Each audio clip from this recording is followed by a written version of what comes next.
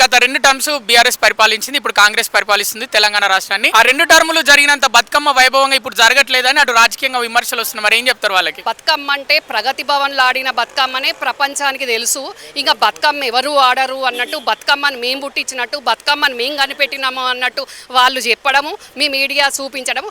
కానీ బతుకమ్మ అనేది గ్రామీణ స్థాయి నుంచి గాంధీ భవన్ వరకు ఉంటుంది.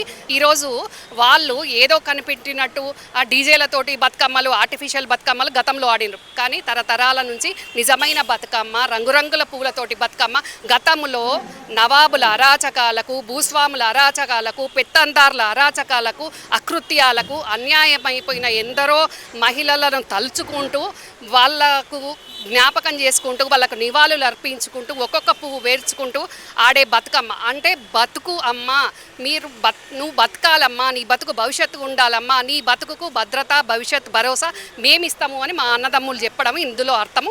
వాళ్ళు అన్ని రకాలుగా మాకు సహకరించి మీరు బతకండి, మంచిగా ఆడుకోండి అని దాంట్లో అర్థం ఇది. దాన్ని వేరే రకంగా చేసేసి బతుకమ్మ అంటే అది కొందరికే సొంతం, అది అందరి బతుకమ్మ కాదు, కొందరి బతుకమ్మ అనే రకంగా చేసిండ్రు.